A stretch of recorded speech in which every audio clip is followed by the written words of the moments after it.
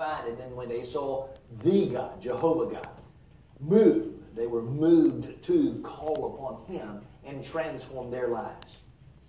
We continue to look at the reality that then in that faithful message, lives could be changed. And the people of Nineveh found themselves in a penitent place. And as we looked at Palm Sunday, and the reality is Christ's triumphal entry bringing victory for all, Jonah's triumphal entry with the gospel, the good news that God wanted to redeem a people who were definitely lost, was impactful and could be life-changing. And last Sunday for Easter, we looked at the reality of that beautiful, beautiful statement there at the end of chapter 3 in Jonah, and how it so incredibly paralleled Christ's life, death, and, of course, as we celebrated last week, resurrection. God relented. What a beautiful statement for the writer of Jonah's history to recount. God relented. God did not give the people of Nineveh what they deserved. Instead, He poured out mercy and grace and love and gave them the opportunity of new life. Just as God relented and did not protect or withhold absolute harm from the world in the worst of ways from His own Son. But He relented from that Father's love and allowed His Son to become a living sacrifice so that we would not have to suffer and pay for the price that we very richly deserve. So the story ends this way, and it brings the question, when God speaks, and we are called to service, who are we serving? Why? Why are we faithful? We know it to be true. We know we're supposed to, and maybe out of duty, but maybe it's just out of duty, and so therefore it's misplaced. And so Jonah 4 reads this way, but it pleased God it displeased Jonah exceedingly, and he became angry. God relented, remember? God didn't destroy them. They're sitting in sackcloth and ashes, and God has mercy. And He says, you know what? A penitent people will stir my heart. I won't blow them away. Jonah sees this, and again the word begins there in chapter 4, but it displeased Jonah exceedingly, and he became angry. So he prayed to the Lord and said, Lord, was not this what I said when I was still in my country? Therefore I fled previously to Tarshish. For I know that you're a gracious and merciful God, slow to anger and abundant in loving kindness, one who relents from doing harm. Therefore now, O Lord, please take my life from me, for it is better for me to die than to live. The Lord said, is it right for you to be angry? So Jonah went out of the city and sat on the east side of the city, and there he made for himself a shelter and sat under it in the shade till he might see what would become of the city. In other words, he went out and pouted. The Lord God prepared a plant and made it come up over Jonah that it might be shade for his head to deliver him from his misery. So Jonah was very grateful for the plant. But as the morning dawned the next day, God prepared a worm, and it so damaged the plant that the plant withered. And it happened when the sun arose that God prepared a vehement east wind, and the sun beat on Jonah's head so that he grew faint. Then he wished death upon himself and said, it is better for me to die than to live. Then God said to Jonah, is it right for you to be angry about the plant? And he said, is it right for me to be angry even unto death? But the Lord said, you have had pity on the plant for which you have not labored nor made it grow, which came up in a night and perished in a night. And should I not pity Nineveh, that great city in which there are more than 120,000 people who cannot discern between their right hand and their left, and they have much livestock?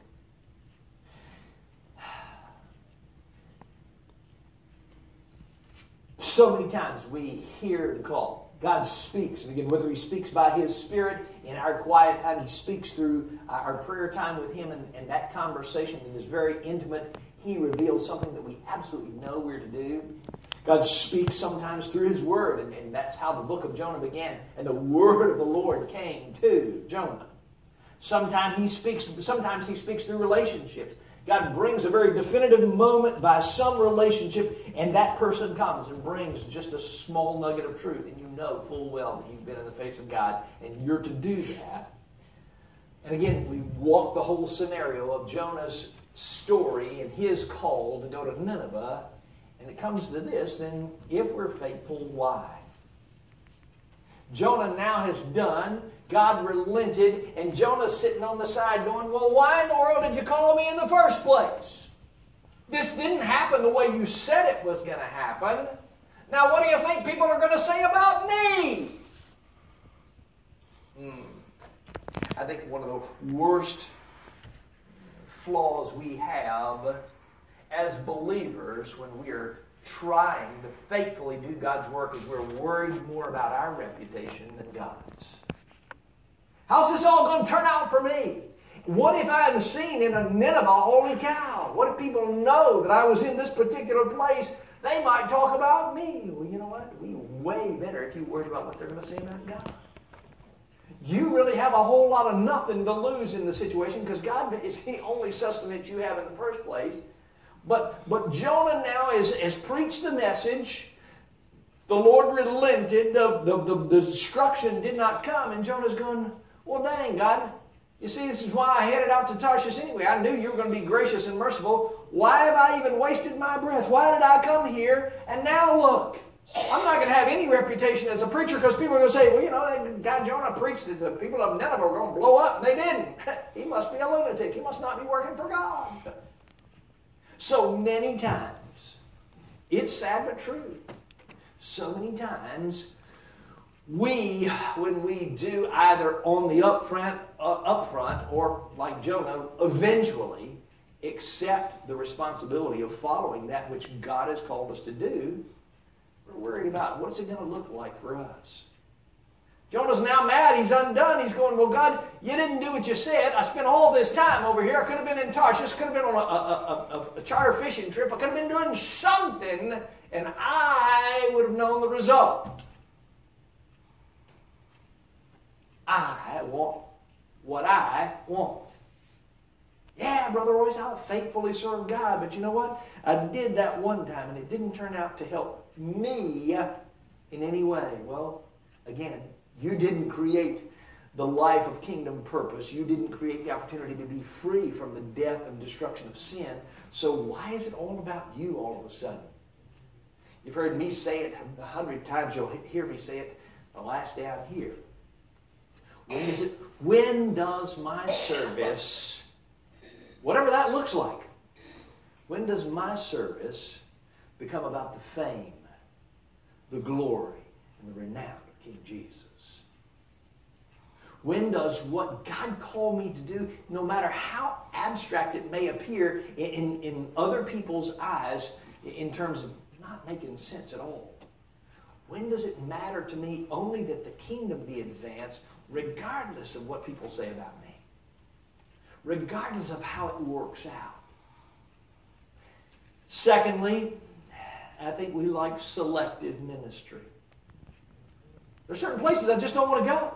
There are certain people I don't want to be around. There are certain people who have reputations that I don't want to be associated with. Well, you know what? Again, what the Apostle Paul say, I'm preaching the gospel, and I got to be honest with you, I'm the chief of sinners. I have nothing to offer anybody anywhere save the good news that Christ redeemed me and is willing to redeem you. But Jonah now, Jonah gets beyond the pity party of going, well, dang, what are people going to say about me? I preached the message, and look, now they're all alive still. And again, he sulks. He goes outside of the city and sits and goes, well, maybe at least one of them will die, and I'll have some credibility. He's just waiting. God says, you know what? Really, I thought from the whole boat thing and you about dying and killing a dozen other people to you being swallowed up by a fish, I thought you got it all together, son, but apparently not. Look at you. You fulfill my work in Nineveh. I, as God, because I have the right, I relented. I poured out mercy and grace where I, in every way, deserved to pour out wrath. And now you're all undone. Maybe you need to learn a little more. And so God literally overnight causes a plant to rise up and bring shade. And Jonah, the word says it, Jonah's like, well, good. It's pretty hot out here. And in the same window of time, God then brings a worm to eat up the tree, and it dies, and a vehement wind, and there's incredible heat from the sun. And Jonah's like, well, dang, why don't I just die? What's the point of being here? I think if we're honest with ourselves, we've all been in that place. I'd certainly have to raise my hand. In my 25 years of ministry, I can remember one or two profoundly, but certainly there have been places where I'm going, God, really, is there any point in me being here? God, I've labored after this particular thing. I've labored after this particular cause. I've labored after this particular person. And God, it's all turned out apparently to be nothing. Why am I even in it? God, are you sure I still need to be sucking and blowing wind? And all the while it is a selfish, self-centered, self-serving question because, God, it didn't turn out for me, and so why am I still here? What a selfish act. Jonah says, I don't even know why I'm here anymore. I don't even want to live. I wish I could die. God gets in his face and says, well, Jonah, really? Is this how you're going to live your life, son? Is this really all that we have in terms of a relationship? Is this as much as you understand about me? You love the plant. I made it grow overnight. Guess what? I killed it overnight too because I'm God and I can do whatever I want. And the reality is you had compassion. You felt pitiful for the plant because it just died, got eaten up by a worm. Yet better than 120,000 people don't move your heart? Really? Wow. Sometimes an indictment for us. Sometimes an indictment for us. There are certain people in certain places in this county that certain people are willing to go and will help and do ministry. And guess what? There are other places that people just don't want to be bothered. Other places that people just don't want to be seen. Other places that people go, you know what? Really, it's up to them. I think sometimes, again, secondly, we have selective ministry in our hearts. God, I want to go there and do ministry. That'll look really good on my resume. People will go, wow, what a Christian. God, I don't want to go there and do ministry because I really don't know those people and I don't understand their circumstances and I've never lived like they have. They probably deserve what they got because they're really good for nothing scum-sunken pigs. And so anyway, God, can we leave them alone? But God, do for me. I want to be where I can go and do. God, could you edit your message? In other words, just give me the stuff that I like. I want to be a faithful servant, but I only want to be faithful where I like working. Well, wouldn't we all love life to be that way? I don't want to do the things I want to do. We have a generation right now that doesn't understand that life is tough. And sometimes you do what you have to do, not what you want to do. From everyday decisions to personal responsibilities, we have a generation right now that is so emotionally weak, lacking a better word, that the thought of asking them to do something that's outside their comfort zone, asking them to do something that is not within, if you will, their wheelhouse, something they already have knowledge of, oh my lands, they just go nuts. Well, sometimes they end up in my office because they're emotionally just unstable. And as believers, from a spiritual perspective, I think we just need to get this morning. I think we need to understand clearly, not only are we, and again, you take the analogy of a relationship. You begin in a relationship, you only know that person so much, but as that relationship grows, you should know that person more and know more about what they want, how they live, what they expect, and there should be strength in that relationship. And we get that on a, if you will, a fleshly level. But on a spiritual level, God's looking at Jonah going, man, how long have we known each other? What have you already been through and you're still acting like a child? You got to grow up, son. Spiritually, you got to grow up and be willing to go wherever I say go because I'm the sustainer of your life and I desire to be the sustainer of other lives in which you are called to bring the message so that those people can actually know life. How if you will, how transparent this particular passage makes us as believers. Transparent, no place to hide. The reality is, we all, in some ways, have or do look like Jonah. God has called us out to a particular work. We knew it. We knew it full well. I knew in January of 92, and I hope I don't run over myself here and repeat something. I knew in January of 92 that I was called to ministry. I very shortly after that was given a contract. My catering business was given a contract to manage the largest tennis club in the Southeast. And I'm going, obviously I didn't understand God on that one. Look at this paycheck. Hello. And for the next 2 years, I ran this club and ran my catering business, all the while running from God. And I was absolutely miserably torn.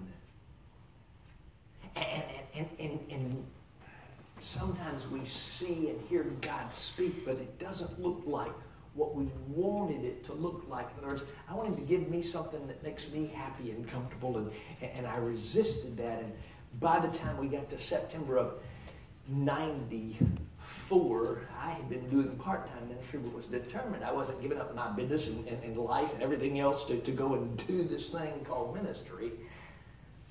I couldn't have been a more miserable individual. I was allowing my home to be destroyed. I was allowing my life to be destroyed. My wife and I were seeing 2 counselors to stay together. My son was on the way, and I wasn't sure I wanted to stay long enough to see him arrive. And I was seeing a counselor every day because I couldn't eat a meal without throwing it up. And I'm going, God, I have this great opportunity. Man, look at what I'm doing. Look how awesome these people think I am with food. Can't you just leave me alone? We love for the call to be our call, not God's call.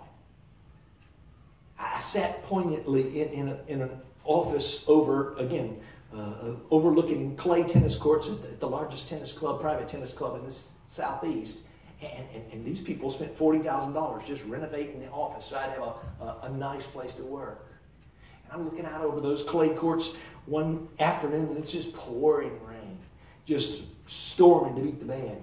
And the picture that hangs over my desk now, or behind my chair, used to be over my credenza in my office, is a picture of a wedding cake that I did, a wedding cake that a photo studio came out and shot of the wedding and sent me that portrait as a gift. And that picture was hanging in my conference room. And as I glanced up at that picture, God just spoke in one of those profound moments and said, you know what, I've called you to share life and truth of the wedding feast that will never end. Stop doing wedding events that only last a day. And the depth of that just became this huge thing. And again, very shortly thereafter, we knew that it was time. I began trying to figure out what to do with this contract, what to do with this situation. And well, anyway, when you're in those circles and you're spending lots of money, people give you stuff. And a friend, by way of business, had given me 4 tickets to a New Orleans Saints game. Well, I'm not a sports guy at all, but hey, there are good restaurants there, so I'll go. So anyway, my brother and I and our 2 sons, older sons, took the 4 tickets and went to New Orleans for a Saints game. Couldn't have been more premium seats. Of course, we had a great weekend. Came back on that Monday, and as the old saying goes, you know, it's going to be a bad Monday when NBC is standing at your door. And so I'm like, holy cow, I walked into my very palatial office, and there sat 4 of the 6 board members who had given me the contract for this club. And they're going, where have you been? I'm going, took the weekend off. What's up it? Well, that was on a Monday. And anyway, for the next 3 days, we agreed to disagree pretty heavily because they wanted to know what kind of shampoo I bathed with and what color my underwear were for that day. And they're like, for the money we're giving you, we pretty much want to own you. And that Thursday morning came, and we finally agreed to disagree, and I laid my keys on the desk of the secretary that was my secretary and looked at one of the board members who was there in the office that morning, and I said, you know what, not sure what this is going to cost me, and really don't care if I get another check, but I'm done. I was never supposed to be here. I know where I'm supposed to be. And if you don't mind, I had someone drop me off here this morning because my vehicle's in the shop, but it's ready. If you'll drop me off, this will be the last you guys see of me. And he did. I got in my Ford Bronco at the time, and in the day, of course, the phones were built in. They're about the size of that church in your car, you know what I'm saying? They weren't a little bitty phone. And so my phone rings in my truck, and I hit the button, and it's Beth. And she says, so what are you doing? I said, out running errands for this club. She said, no, you're not. She said, you left that place, didn't you? And I said, yeah, how'd you know? She said, got to go do what God's called you to do. See, the journey will take you all kinds of places, and sometimes we are longing. We're like Jonah. God, this doesn't look like it's going to give me anything. Do you see what I'm giving up, God, to follow this? I could have stayed in Tarshish and done just as well. God said, no, you got to grow up in the Spirit. You've got to become all that I created you to be, because you're going to see things that you never imagined, and certainly you're going to have more and experience more than all that little piddly stuff you think is great in your world right now. It has to become all about God. It has to become all about Him. Literally within 90 days, we sold the business. Reese was born. Beth and I moved into a whole new season as a couple that I just can't even begin to describe, because God is so gracious. And we just knew, though we didn't know a whole lot about where we were headed, we knew that we were headed where God wanted us to go. And within 6 months of Reese's birth, I was sick and walking on that walking cane, and I'm in seminary, and I'm going, God, what? But may I tell you, in 25 years, He has been faithful beyond measure. When God speaks, and we listen, not hear, but we listen here and go, yes, sir. Not sure where it's going, but I know full well there is no greater option and there's no better option, because whatever I don't understand, you'll make clear later on. What I know is it's not about who I am or my reputation, or do you understand, God? One of those Brother Royce crazy questions. God, do you understand how many people like my cheesecake? I'm not going to be impressed at all how many cheesecakes you baked when you stand before me. I've called you to preach the gospel of a life that will end in a wedding feast that will never end. Don't you get that? When we can set us aside, when we hear God speak and it becomes totally about Him, God, with reckless abandon, whatever it costs, whatever people say about me, wherever I have to go, whatever that looks like for me, God, I don't want to be the guy who has more compassion on the tree, the bush, than I do on the people. God, you just don't understand. Oh my gosh, you realize how good I am at people's weddings? You know how many poor brides are going to suffer because I'm not there to take care of them? Again, the tree analogy. Worried about, God looks and says, what? So you're going to have more compassion on one-day events than you do on people who will die for eternity? Really? Friends, it's who we are as the body of Christ. God may speak profoundly to you. He may not speak as profoundly as in a lifetime calling, but you will hear God speak. And when you do, He may call you up to a work, and right in the middle of it, guess what? Let me tell you now, because I've watched Him take the canvas 1,000 times in these 25 years, and I'm just steady painting, going, okay, this is what we're going to do for God. And God just takes His hand and just wipes it clean and says, I didn't ask you to paint. You just follow. I'm the artist and you're the canvas. Let me draw a picture. Yeah, I understand these Jonah moments when I go, okay, God, wait a minute. I did, and then it's about us growing up in Christ, understanding fully who He is, who we are, not only in Him, but what we would be apart from Him. And taking hold of everything that is Him, such that in our obedience, we trust, as we sang, that He will be faithful beyond measure, And by faith, we walk it out even when we can't see it, because we read that in Hebrews 11, that faith is not what we can see, but what we know is coming because God promised it. And we walk it out going, absolutely, God, there is no option. You are the option. And we live that in faithfulness.